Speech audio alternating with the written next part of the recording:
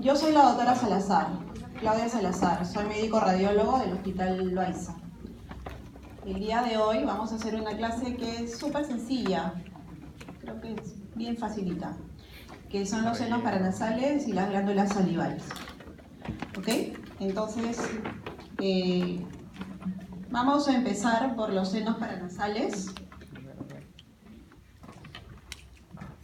Esto es lo que vamos a repasar el día de hoy. La anatomía radiológica que obviamente todos ya saben. Algunas patologías más frecuentes, sobre todo vamos a aprender a diferenciar la sinusitis aguda y la sinusitis crónica, que es lo que ustedes van a ver más en su práctica clínica. Algo de tumores benignos, malignos y sacaremos algunas conclusiones. Entonces empezamos. Los senos paranasales son cavidades aéreas cubiertas por mucosa en íntima relación con las fosas nasales. Entonces, si son cavidades aéreas, lógicamente en los rayos X convencionales y en la tomografía y en la resonancia magnética, ¿de qué color los vamos a ver? ¿O cómo los vamos a notar? Densidad aire, ¿verdad? Radiolúcidas en lo que es los rayos X, ¿verdad? Entonces, ya sabemos que tenemos senos frontales, senos etmoidales, los senos maxilares y el seno esfenoidal, que se ve por aquí, y cada uno de ellos ubicados o van a tomar el nombre de acuerdo al hueso donde se van a ubicar. Eso es fácil, ¿ok? ¿Cuál es la función de los senos paranasales? Reducir la cabeza del peso es lo más importante, humidificación del aire y ayudar a la resonancia de la voz. Si nuestro cráneo no tuviera senos paranasales, nos iríamos de cabeza. No podríamos soportar nuestro peso, ¿no es cierto?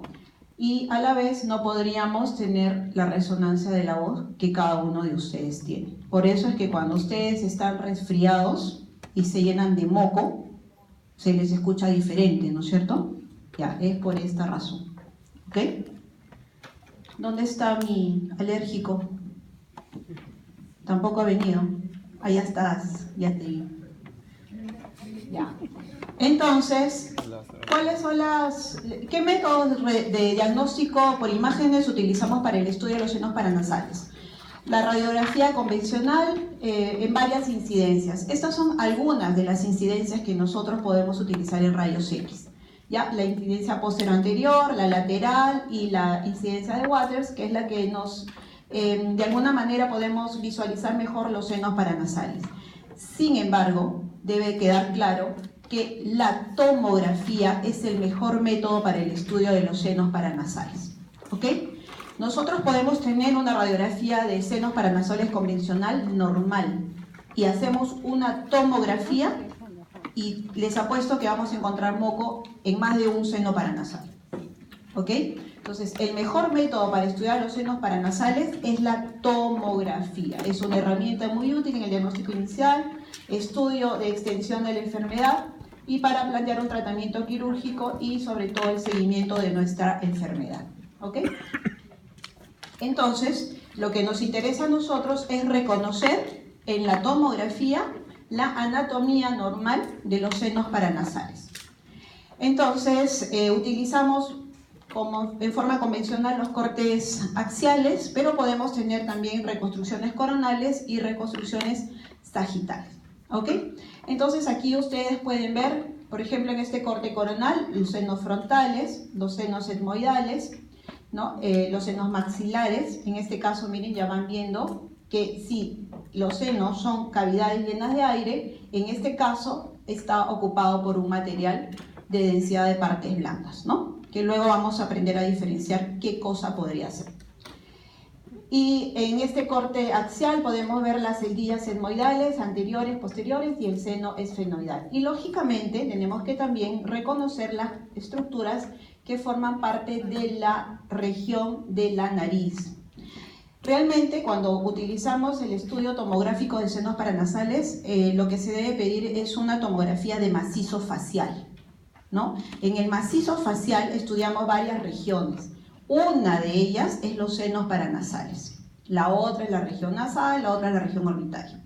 ¿ok? Entonces debemos pedir o una tomografía de senos paranasales o, mejor, una tomografía de macizo facial. Porque lo que nos interesa ver, además de la parte de la mucosa que va dentro de los senos paranasales, las estructuras óseas que conforman cada una de ellas. ¿Ok? Entonces, empecemos a recordar la anatomía rápidamente, ¿no? Los senos frontales, ¿dónde van a estar? En el hueso frontal, ¿verdad? Se van a ubicar entre la tabla externa y la tabla interna del hueso frontal y van a estar por encima de mi techo de la órbita, y el techo de la órbita con la pared posterior de estos senos frontales van a estar en íntimo contacto ¿con quién? Con lo que es el contenido cerebral. Por eso es importante saber reconocerlo, porque una patología de seno paranasal me puede invadir el cerebro, ¿ok? Y comportarse como una masa cerebral. Los senos etmoidales, ¿dónde están? En el hueso etmoides. Los senos etmoidales se dividen en varias cildillas, de 3 a 18 cildillas. Generalmente son hasta 18 cildillas, ¿no? Entonces tenemos las cildillas anteriores, que van a estar en íntimo contacto con lo que es la cavidad nasal, y las cildillas posteriores, que van a estar en contacto con el seno etmoidal, ¿no? Hay que tener en cuenta que el seno frontal va a tener su origen en un inicio en las cildillas etmoidales anteriores. Entonces, las cildillas etmoidales anteriores empiezan a meterse al hueso frontal y me van a dar origen al seno frontal. Por eso es que están en íntimo contacto todos, ¿ok? Acá hay que tener en cuenta algo. Aquí ustedes ven bien a los cornetes, ¿verdad? Los inferiores y los medios. Perfecto. Y aquí están las cildillas etmoidales, que son radiolucios o densidad de aire. Y si ustedes van a este lado, aquí tenemos igual los cornetes inferiores, uno más chiquito, el otro más hipertrofiado. Y en el superior ustedes pueden ver que el cornete adopta una forma muy parecida a la cildilla etmoidal. Eso se llama neumatización del cornete medio, llamada también cornete buloso o concha bulosa. ¿Por qué es importante? Acá tenemos otro ejemplo, ¿ok? El cornete medio que ha sido neumatizado por las cildillas etmoidales, aquí se ven también. ¿Por qué es importante? Porque como vamos a repasar en un ratito más, el cornete medio tiene mucho que ver con la zona de drenaje del seno maxilar. Entonces, si la zona de drenaje se tapa, porque esta concha puede hipertrofiarse y taparme la zona de drenaje, me puede condicionar una sinusitis del seno maxilar. ¿Ok? Entonces, no se olviden la neumatización del cornete medio, que también se llama concha bulosa. Los otros pares de senos son los senos maxilares. ¿Ya? Están localizados por debajo de las órbitas. ¿Qué más nos interesa? Nos interesa mucho el contacto que tiene con los molares y los caninos de los dientes, ¿no? Con nuestro maxilar. ¿Por qué? Porque tenemos muchos casos de pacientes con sinusitis crónica, viene, se llena el seno de pus o de secreción y lo único que tiene es una caries. Le mejoramos la caries al paciente y mejora su problema de sinusitis. ¿Ya? Entonces, miren, están en íntimo contacto. ¿Lo ven? El piso. Entonces, hay que tener una visión global de nuestro paciente cuando nos enfrentamos a un paciente con sinusitis. Hay que saber mucho de anatomía para poder hacer el diagnóstico. ¿Ok? Entonces, aquí, otra vez, en un corte coronal, vemos la íntima relación que tiene con los molares y los caninos en este caso. Y el seno esfenoidal, que va a estar en el hueso esfenoides, se extiende posterior a la pared de la silla turca y por debajo del piso de la silla turca y está lógicamente dentro del hueso esfenoides. ¿Ok? Muy bien. Entonces, ¿esto para qué me sirve? Me sirve para saber las zonas de drenaje de los senos. O sea, formamos moco, ¿y a dónde se va el moco? La mayoría de los senos, es decir, los senos anteriores, que es lo que me preguntaba la doctora hace un ratito, ¿cuáles serían? El seno frontal, las cerillas etmoidales anteriores y los senos maxilares. Son los senos que están hacia adelante. Los senos que están hacia atrás serían las cerillas etmoidales posteriores y el seno esfenoidal. Los posteriores, van a drenar hacia el meato superior. Y ahora, ¿por qué es importante esta zona de drenaje y el complejo osteomeatal, que es esta figurita que está aquí? Porque si todos drenan hacia el meato medio, la zona de drenaje, que es esto de acá, si se tapa, miren, es bien pequeñita. Si se tapa, me va a condicionar una sinusitis. ¿Ok? Entonces, si se tapa esta zona de drenaje, ¿quiénes se llenarían de moco? Todos los que están adelante y me producirían una pansinusitis. Si acá está mi meato medio y tengo una concha bulosa en el meato medio, ¿qué va a hacer? Va a ocupar espacio y me va a tapar la zona de drenaje. La concha bulosa es una variante de la normalidad, pero esa variante de la normalidad me puede condicionar una patología en el paciente, solamente porque me va a obstruir la zona de drenaje, el famoso complejo osteomeatal, que nosotros en la tomografía lo tenemos que estudiar y reportar, ¿no es cierto? Aquí están las partes, mírenme, la íntima relación que tiene el meato medio, el cornete medio con la zona de drenaje a nivel del infundíbulo, el proceso insignado y todo lo que van a llegar a drenar a este nivel. ¿Ok? Listo. Entonces empezaremos ya a repasar lo que es patología. Como en cualquier parte de nuestro cuerpo, los senos paranasales pueden tener patologías de tipo congénita, de tipo inflamatoria y de tipo tumoral.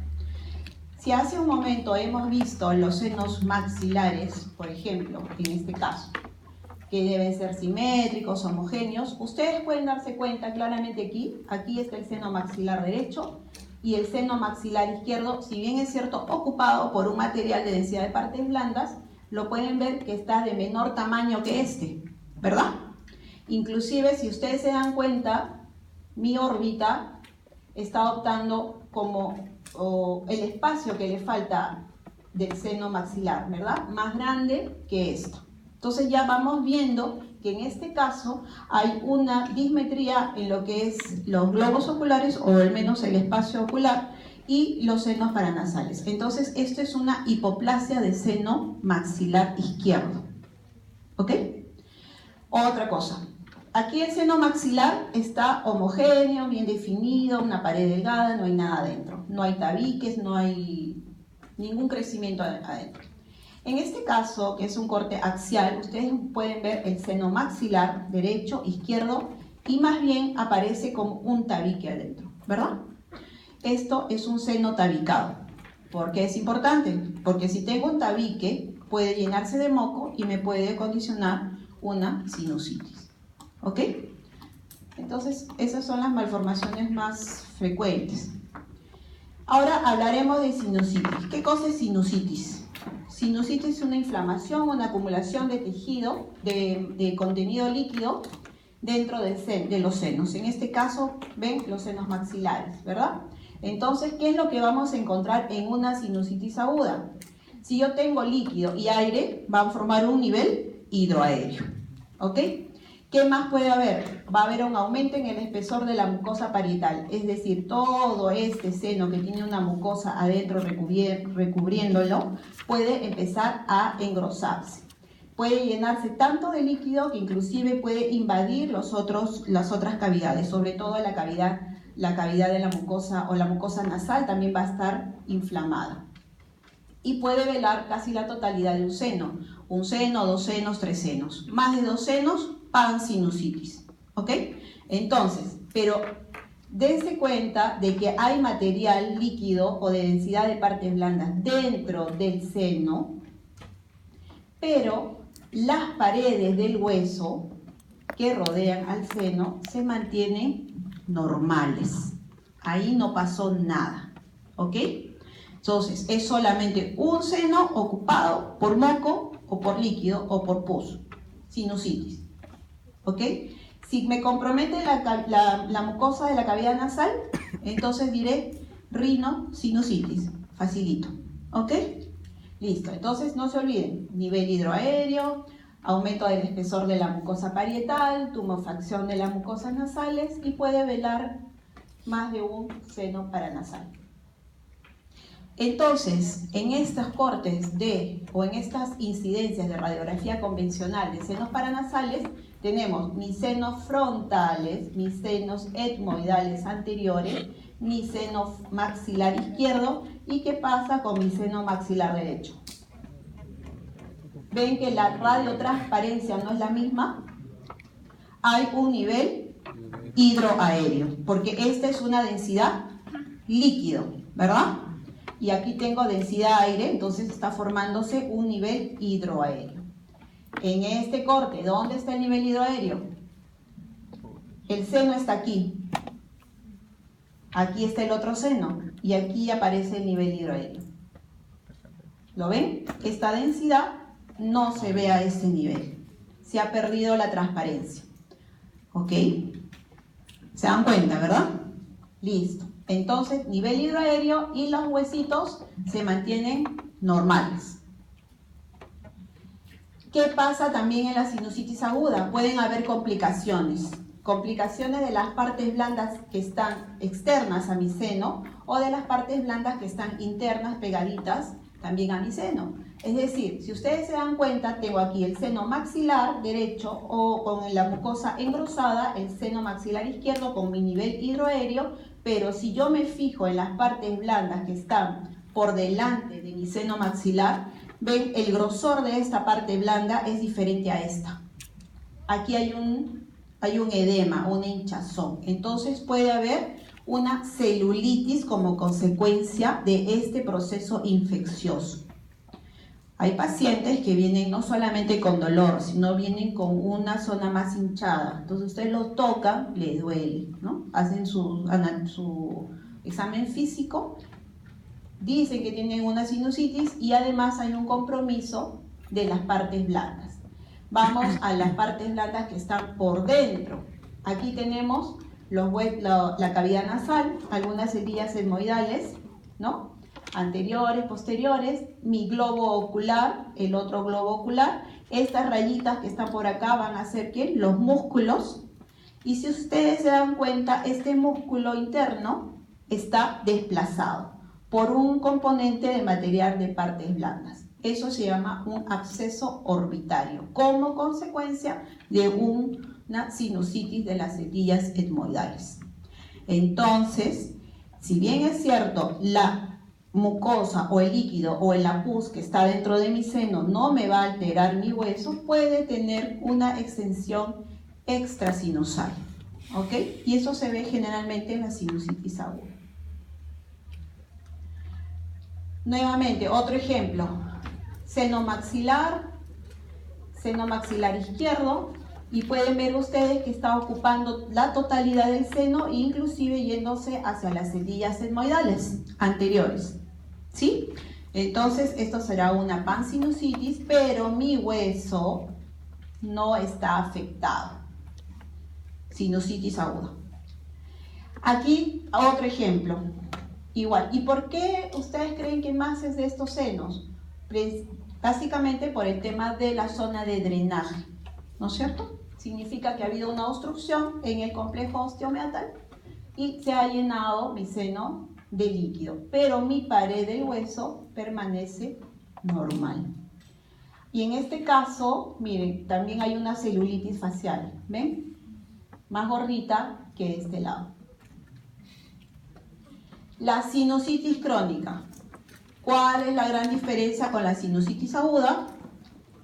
El aumento en el espesor de la pared ósea. Es lo mismo que sucede en los pacientes que ustedes han visto en el capítulo anterior con osteoartrosis, ¿no? Una inflamación crónica del hueso que me va a generar una esclerosis, ¿verdad? Lo mismo sucede aquí. Una inflamación crónica recurrente, ¿qué va a pasar con el hueso? se va a engrosar, se va a esclerosar. Esa es la gran diferencia con la sinusitis aguda. ¿Yo en una sinusitis crónica puedo tener nivel hidroaéreo? Sí puedo tener nivel hidroaéreo. ¿Puedo tener tumefacción de la mucosa nasal? Sí puedo tener tumefacción de la mucosa nasal. La única forma en que yo diferencio radiológicamente de que se trata de una sinusitis crónica es el compromiso y el engrosamiento del hueso. Ustedes miren, aquí se ve mejor. Esta pared del seno maxilar, delgada. ¿Cómo ven esta pared del seno maxilar?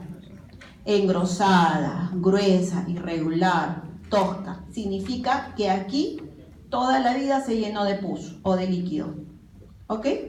Entonces, cuando en el examen yo les ponga ejemplos de sinusitis, la única forma de que ustedes tienen para diferenciarla si es aguda o crónica, ¿qué va a ser? El aumento en el grosor de la pared 2. No hay otra. Ya les dije la respuesta. Otro ejemplo. Miren estas paredes óseas. Gordas, esclerosas, engrosamiento de la mucosa. Hay niveles hidroaéreos adentro. Sinusitis crónica. Eso no está en las diapositivas colgadas. Yo les dije que vinieran a la clase. Ahora empezaremos a hablar de otro tipo de patologías, los mucoceles. Si ustedes se dan cuenta durante toda la clase, la mayoría, tú no eres del grupo, tú eres del grupo anterior, o si eres, tú. ¿Si eres del grupo? No. Tú eres Rolando, ¿no? No me acuerdo, tú no eres de mi grupo. Ya, entonces, los mucoceles. Yo me acuerdo. Ya, escúchenme. Entonces, la mayoría de la patología de los senos paranasales me van a dar una opacidad de partes blandas que van a ocupar el espacio aéreo normal. ¿Ok? Entonces, ya hemos visto que sinusitis me puede formar nivel, ocupa espacio, bla, bla, bla, pero mi hueso es normal. Si es aguda y si es crónica, el hueso se altera y se pone grueso. Nada más. Ahora hablaremos de mucocele. Moco. Mucocele es un tumor de moco, en otras palabras. ¿Ok? Entonces es una colección líquida por obstrucción del ostium, o sea, a nivel del complejo osteomiatal, me va a distender el seno, me puede adelgazar paredes. Si ustedes se dan cuenta, la lesión o la colección está aquí, ¿no es cierto? En las celdillas etmoidales. Por lo general están a nivel de las celdillas etmoidales. ¿Ok? Aquí hay otra, miren. Si yo comparo estas celdillas etmoidales que están ocupadas por moco, yo puedo decir una sinusitis aguda aquí. La celdilla etmoidal del lado derecho también está ocupada por moco, pero ¿qué ha pasado con ella? Se ha distendido. Se ha puesto más gorda. ¿Ok? Pero la pared sigue siendo delgada y no se ha destruido. ¿Ok? Entonces, el mucocele es un tumor de moco. Una cosa que me ocupa espacio llena de moco, me distiende, me pone gordo mi seno paranasal, pero no me lo destruye. ¿Ok? Aquí. Y se presenta generalmente, como les dije, en los senos etmoidales, y como van a estar en los senos etmoidales, como se ve aquí en el esquema, voy a tener patología del globo ocular asociada por lo general. Si ustedes se dan cuenta acá, mi seno, mis celdillas etmoidales anteriores ocupadas por moco y mi cavidad orbitaria normal, ¿verdad? Mira mi globo ocular aquí. En cambio, aquí el seno se ha distendido, se ha llenado de moco y mi globo ocular está siendo desplazado. Aquí también se ve un poquito esta zona más desplazada que esta. Entonces, yo tengo que fijarme, si mi acúmulo de moco me distiende la pared, me la pone gorda y me empuja mi globo ocular para yo poder hacer el diagnóstico de mucocele. Pueden ser muy chiquititos así, pero también pueden ser muy grandes, ¿no?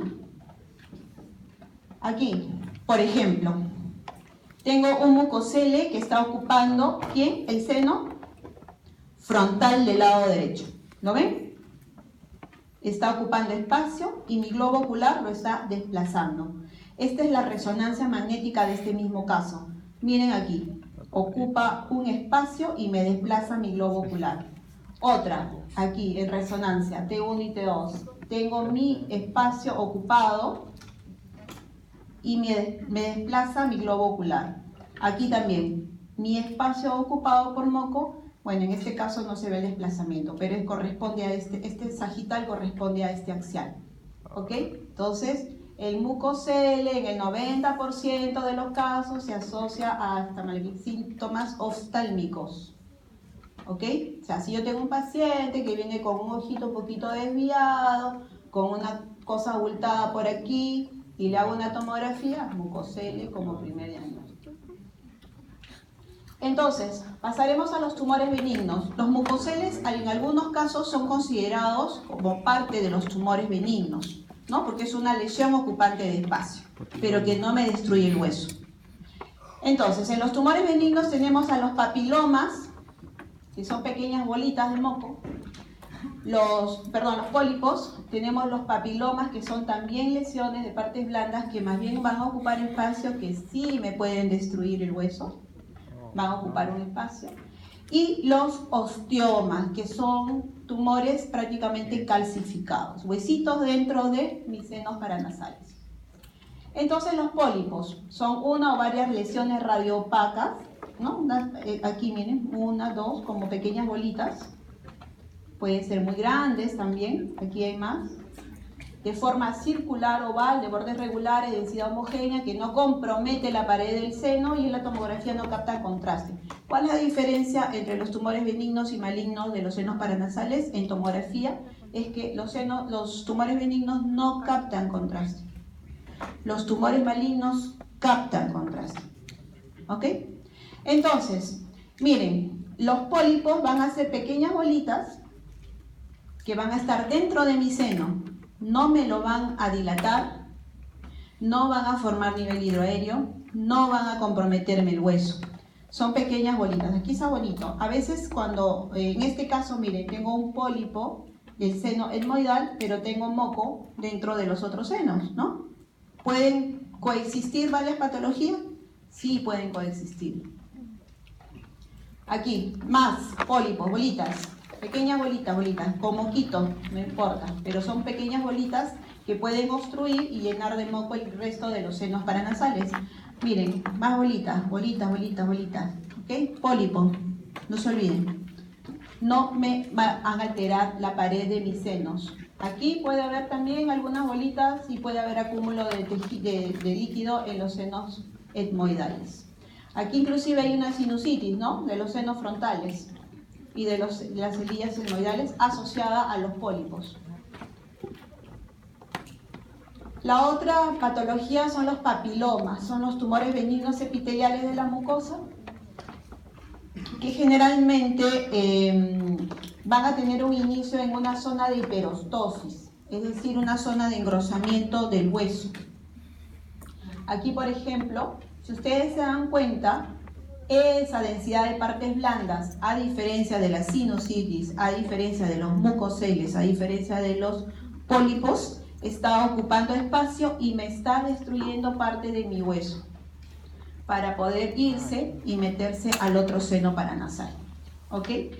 Y algunas de ellas pueden presentar estas zonas de hiperostosis, estas zonas de calcificación, que son las zonas de inicio del tumor. Aquí inicia el tumor y crece hacia el resto de los senos. Aquí también, miren, está ocupando un espacio, hay una zona de hiperostosis y empieza a llenar el otro seno, a invadir. Sin mucha destrucción del hueso, o sea, lo invade porque tiene que buscar espacio para poder llegar al otro lado, ¿no? Destruyendo el hueso. Aquí tenemos otro ejemplo, miren, la zona de hiperostosis o de calcificación donde se ha iniciado el papiloma y empieza a crecer y meterse hacia la cavidad nasal. Aquí en un corte de resonancia magnética. Los papilomas tienen una alta tasa de recurrencia local. O sea, pueden ser operados, pero basta que quede un pequeño fragmento y pueden recurrir. Son bien recurrentes. ¿Ok? Entonces, se están dando cuenta de cómo se están comportando las lesiones dentro de los senos paranasales, su relación con el resto de las estructuras. Los osteomas, que van a ser pequeños radiopacidades de densidad cálcica, generalmente son pequeñas, como en esta que ocupa el seno frontal, pero pueden ser muy grandes y ocupar varios senos. ¿Ok? Entonces, si ustedes ven un tumor calcificado dentro del seno paranasal, lo primero que tienen que pensar es un osteoma. No hay otra forma. ¿Ok? Acá, miren, bien redondito dentro de las celillas etmoidales. Acá, en el seno frontal, puede invadir las estructuras vecinas también. ¿Y esto qué sería?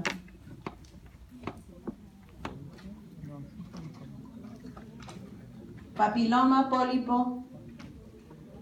Pólipo, ¿no es cierto? Esto es un pólipo. ¿Y esto qué sería? Sinusitis, papiloma, esta zona. Sinusitis, papiloma, osteoma, bueno, osteoma es el que está acá. Sarcoma.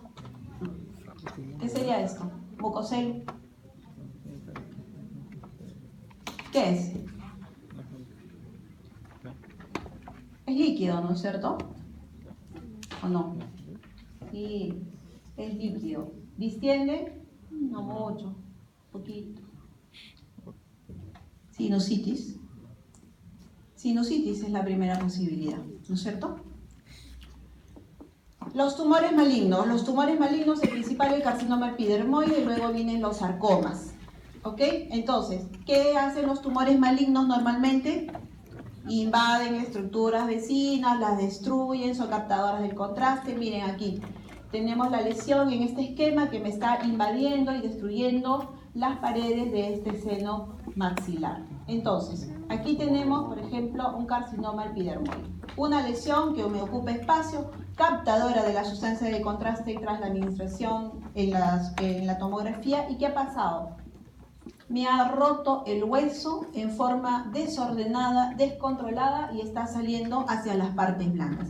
¿Esto por algún lado tiene cara de sinusitis crónica? No, porque me ha roto mi hueso y está saliendo. Si no hubiera ruptura del hueso y esto no estaría aquí, sí podría pasar, ¿no? Porque este huesito está medio grueso. Bueno, aquí tenemos otro ejemplo del seno ocupado por un material de partes blandas y que me ha destruido mi hueso. Esa es la diferencia con los tumores malignos. Los sarcomas. ¿Qué estudiamos en el capítulo anterior de sarcomas? ¿Qué pasa con los sarcomas en hueso? ¿Cuál es la característica principal? ¿Cómo se llama esto? Reacción perióstica. ¿Cuáles esas rayitos de sol, sol naciente, espículas, ¿no? Lo mismo sucede aquí en los sarcomas de senos paranasales. Son tumores ocupantes de espacio que van a producir esta reacción de osteólisis a nivel de los huesos. Esa es la diferencia con los epidermoides. ¿Ok? Entonces, si yo tengo un sarcoma, tengo que ir a buscar mi reacción perióstica. ¿Me entienden? Listo. ¿Cuáles son las conclusiones? Los senos paranasales son cavidades aéreas cubiertas por mucosa en íntima relación con las fosas nasales. Por eso es que siempre hablamos de rinosinusitis. O sea, si yo tengo, es difícil que alguien que tenga sinusitis no tenga una rinitis de base, ¿no? Siempre van a estar unidos. Entonces, las funciones ya sabemos: modificar el aire, reducir el peso del cuerpo, la resonancia de la voz. La tomografía es la mejor técnica de imagen de estudio. El complejo osteomiatal, importante, porque si se me bloquea el complejo osteomiatal puedo tener una pansinusitis, ¿no? Sinusitis aguda, aumento del espesor de la mucosa. Sinusitis crónica, aumento del espesor de la mucosa con aumento del espesor de la pared ósea. Los tumores benignos ocupan espacio sin compromiso del seno y los tumores malignos ocupan espacio destruyéndome la pared del seno. Nada más. ¿Ok? ¿Alguna pregunta de senos paranasales? ¿Quedó claro? Facilito. Así va a venir en el examen.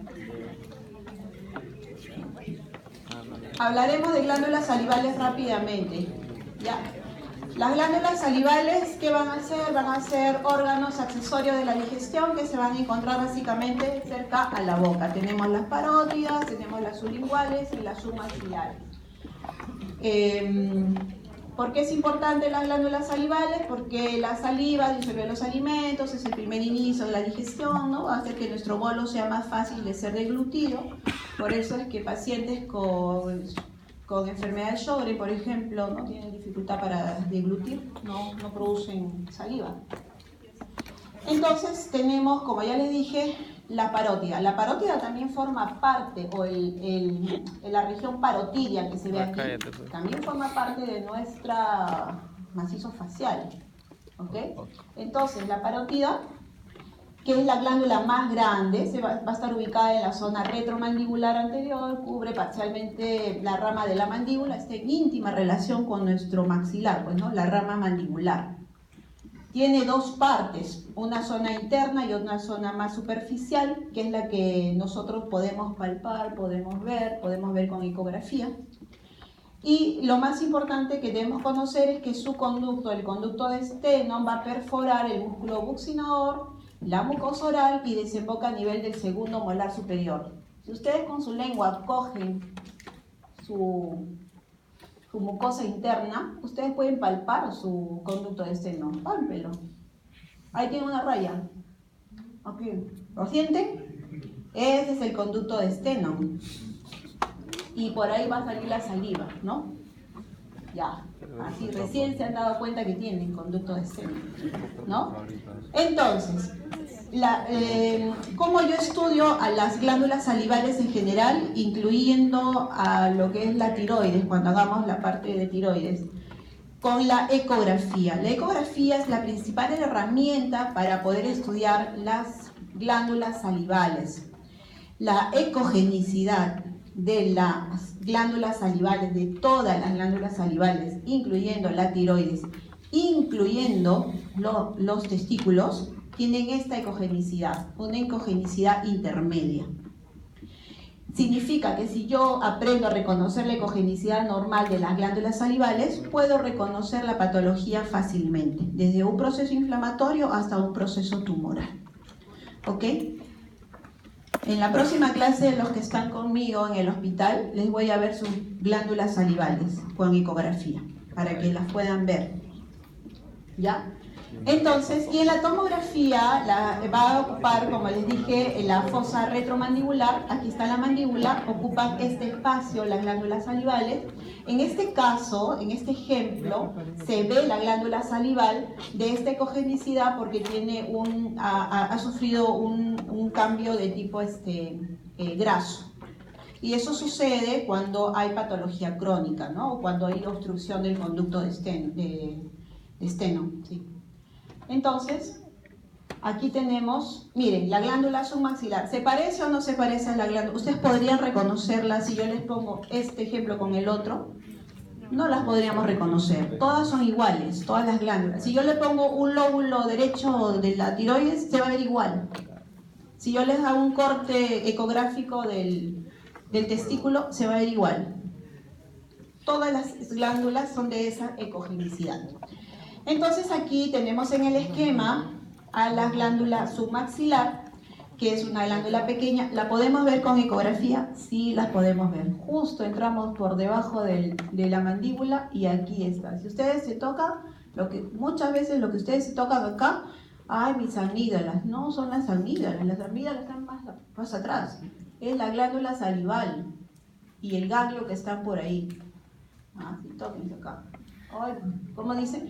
Me duelen las amígdalas. Las amígdalas no están acá. Las amígdalas están atrás, en el triángulo, en el círculo de Waldeyer.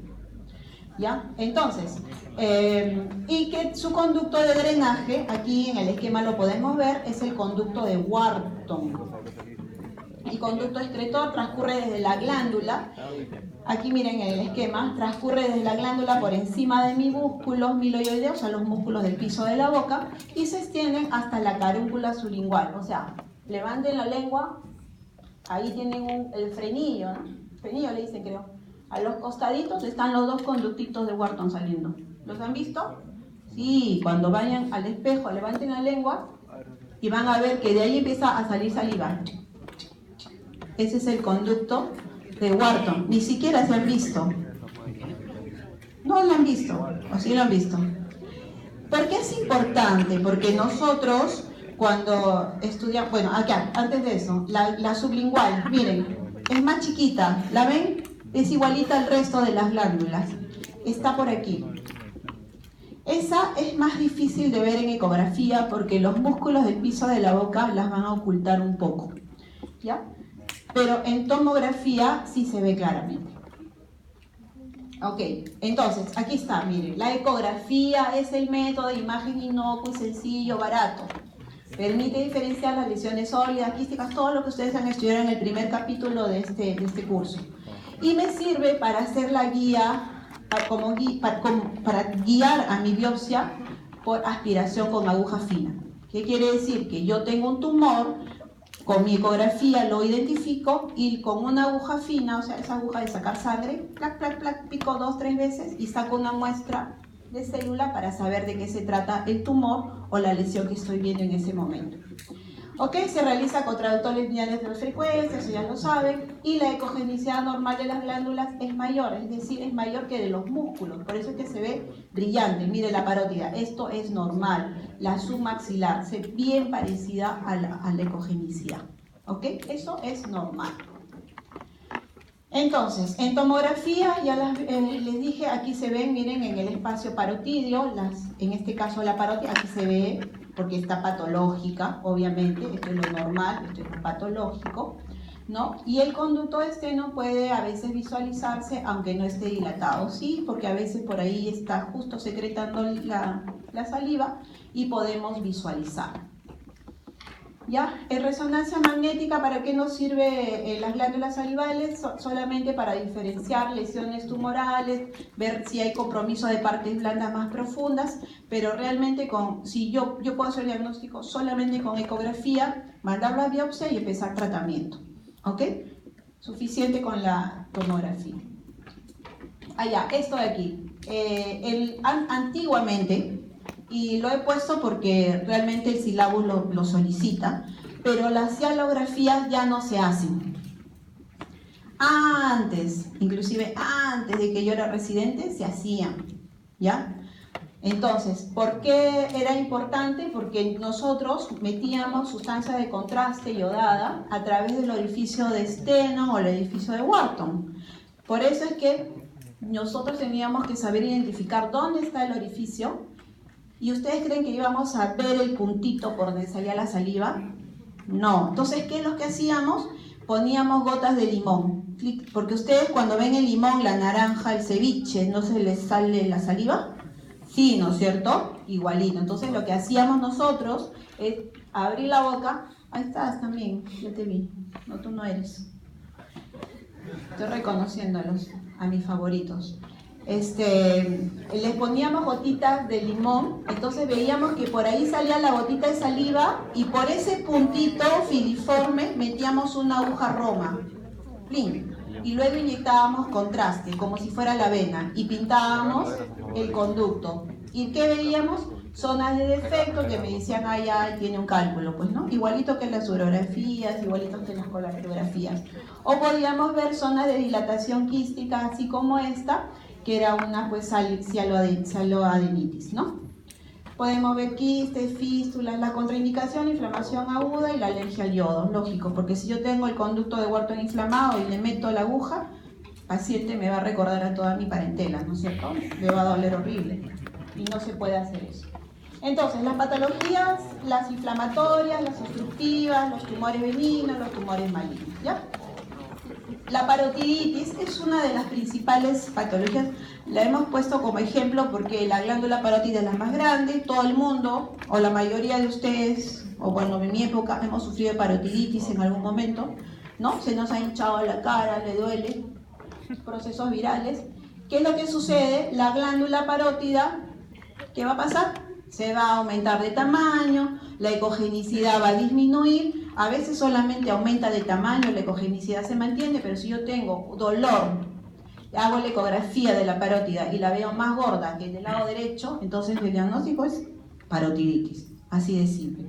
Con el Doppler me puede ayudar, puede haber aumento del flujo al examen Doppler, y las consecuencias en tomografía ya estaría de más pedir una tomografía para parotiditis. Sin embargo, podemos verlo, vemos la parótida de mayor tamaño con respecto a la del otro lado, puede haber zonas con captación de contraste heterogénea y pueden haber zonas de hipocaptación, pero esto ya es una complicación, ¿no? Aquí, por ejemplo, se está produciendo un absceso, y esto es una complicación mayor, ¿no es cierto?, de la parotiditis. Ustedes ven que la parótida del lado izquierdo, comparándolo con la del lado derecho, que es esta pequeña, ¿qué ha pasado? Ha aumentado de tamaño y además hay una imagen de densidad líquida que tras la administración del contraste capta en forma periférica. Eso es un absceso. Y yo sé que esta es una contrastada porque mis grandes vasos del cuello están realzados con el contraste, ¿no es cierto? Entonces, otro ejemplo aquí, miren, una parótida del lado derecho, una parótida del lado izquierdo. Si bajo el contexto de mi paciente, tiene dolor acá, ¿cuál va a ser mi diagnóstico? Parotiditis del lado derecho, ¿verdad? Acá, en una tomografía, esta es mi parótida del lado izquierdo, esta es mi parótida del lado derecho. ¿Qué ha pasado con esta parótida? Grande, ¿verdad? Ahora, si ustedes afinan el ojo, sobre todo a las mujeres que tenemos más conos y bastones, por eso es que nos fijamos en el último detalle del chico que nos gusta, podemos fijarnos que hay zonas, miren, pequeñitas de hipocaptación o hipodensas, aquí sobre todo, son pequeñas zonas de absceso. Entonces, yo diré en este caso que este paciente tiene parotiditis. ¿Diré que hay un tumor? No, porque la ecogenicidad prácticamente es la misma, solamente que hay un aumento de volumen, ¿ok? La cialolitiasis, es decir, dentro de mi conducto de Stenholm, igual que en mis uréteres, se pueden formar cálculos. O sea, la cialolitiasis son los cálculos de los conductos tanto de Stenholm como de Wharton. En este ejemplo, aquí veo el conducto y veo un cálculo aquí, ¿verdad? Entonces, ¿qué pasa si yo tengo una manguera y la tapo con un cálculo? Va a haber dilatación retrógrada, ¿verdad? Y acúmulo o éstasis de la saliva. Entonces aquí hay una dilatación. Aquí, miren, aquí tenemos, esta es la zona del conducto de Wharton y veo una imagen de densidad cálcica. Entonces, si yo veo dentro de mis zonas de drenaje imágenes de densidad cálcica, litiasis o una cialolitiasis. Cuando aquí tenemos, miren, radiografía convencional y veo un cálculo. ¿Por qué tendría que tener una calcificación yo en mi glándula parótida? No habría justificación. Entonces yo estoy hablando en este caso de una cialolitiasis. Aquí es un ejemplo de una cialografía donde las zonas de defecto, es decir, hay una obstrucción ahí, me va a indicar también la presencia de un cálculo, en este caso radiolúcido. Entonces, si yo les pongo un ejemplo donde hay una cialografía, que es esta, y veo que hay zonas de defecto, varias zonas de defecto en ella, yo diré entonces que hay una cialolitiasis múltiple, ¿ok? En la cialografía. Aquí, por ejemplo, en esta tomografía incortexial, casi del piso de la boca, yo puedo ver que hay una imagen de densidad cálcica. No es un diente, el diente está acá, ¿verdad? Esto está por dentro. Y esto es la zona de drenaje del conducto de Wharton. Entonces, diré que es una litiasis. Entonces, ahora empezamos con los tumores. Tenemos como principal representante los adenomas. Los adenomas, ¿qué son? Son bolitas que salen dentro de las glándulas. ¿Ok? Los adenomas por lo general van a ser lesiones sólidas. Algunas pueden tener calcificaciones, algunas pueden tener algunas zonas quísticas, pero por lo general van a ser zonas, miren, si esta es la ecogenicidad normal de la parótida o de cualquier glándula salival y me sale una bola negra ahí, eso es algo malo. Lo importante es saber reconocer que esta lesión tiene que ir a biopsia. Es la única manera de saber de qué se trata. ¿Ok? Entonces, si ustedes ven un paciente que tiene un bulto en las glándulas salivales, primera ecografía. La ecografía nos tiene que definir lesión quística, lesión sólida. Si es lesión sólida, personalmente les voy a sugerir una BAF, ¿no? Una biopsia por aspiración para saber qué cosa es y darle chamba al patólogo, pues, ¿no? Que el patólogo nos diga de qué se trata. Por imágenes, y se los he dicho a casi todos los de los grupos que han pasado conmigo, a mí no me interesa que ustedes me digan si es un adenoma pleomórfico de alto grado con no sé qué, a mí no me importa. Me importa simplemente que yo haga el diagnóstico, que es un tumor que tiene que ser biopsiado, y una vez biopsiado, definido el tratamiento. ¿Okay? Yo no voy a definir si va a radioterapia o no, lo va a definir el diagnóstico patológico. ¿Okay? Entonces, aquí por ejemplo tenemos un corte sagital de la parótida donde vemos marcado, aquí hay un aumento marcado del volumen en relación a la otra y hay una calcificación. Los adenomas pleomórficos pueden tener calcificaciones distróficas en su interior. ¿Okay? Aquí, en la resonancia puede tener una señal mixta o una señal hiperintensa en T1 y tras la administración de la sustancia de contraste van a realzar. Recuerden que T1 es la única secuencia en resonancia que va con contraste. ¿Ok? Acá está el ejemplo, el esquema, miren, el tumor dentro de mi glándula. ¿Ven? Aquí. Listo. Entonces hago otro ejemplo de adenoma pleomórfico, una lesión sólida, bien definida, hipoecogénica, redondeada, que en algunos casos puede asociarse a calcificaciones distróficas, una realza heterogénea, a veces con el contraste, y que me va a ocupar un espacio dentro de mi glándula, como en este caso. Esto es lo normal, y aquí el adenoma prácticamente está cubriendo toda la glándula. El tumor de Warthin, este es el tumor más frecuente. Sobre todo se va a ubicar a nivel de la cola de la parótida, o sea, aquí en el ángulo. Si ustedes examinan al paciente y ven aquí en el ángulo de mi mandíbula un tumor, la primera posibilidad es un tumor de Warthin. Sobre todo, en ese caso, ustedes dirán, señor, ¿usted cuántas cajetillas de cigarro fuma? Porque los fumadores hacen tumores de Warthin. ¿Ok? Entonces, obvio que usted, ninguno de ustedes fuma, ¿no es cierto? Espero. Entonces, son tumores benignos, indoloros, de crecimiento lento. A veces el paciente no se da cuenta. Viene porque no lo viste y está medio asimétrico, ¿no? Lo tocas, tiene un tumor. Señor, ¿desde cuándo tiene ese vuelto? No sé, nunca se dio cuenta. Y en la ecografía va a ser más bien una imagen mixta, sólida quística, a diferencia del adenoma pleomórfico, que es más bien sólida. El tumor de Warthin va a ser una imagen sólida con áreas quísticas. Aquí en el ejemplo también se ve, miren, la glándula, el tumor con áreas quísticas en el interior. Al Doppler sí puede ser Doppler periférico en las zonas más sólidas, ¿no? Aquí tenemos otros ejemplos. Mire, puede ser bilateral, una lesión sólida, heterogénea, con áreas de menor densidad en el interior. Aquí básicamente predomina el componente quístico, con zonas de tabiques y zonas sólidas. Entonces, si yo voy a entrar a biopsiar, no voy a biopsiar el líquido, biopsiaré la parte sólida, ¿verdad? Y en la resonancia magnética son bastante, en este caso, miren, son hiperintensos porque el componente quístico que tiene el tumor. ¿Okay? Entonces, si yo les pongo en el examen una masa, me puedo inventar cualquier cosa, ¿no? Tumor en la región parotidia, ya listo, la ecografía, y les pongo una masa sólida y una masa quística. ¿Cuál va a ser Warthin?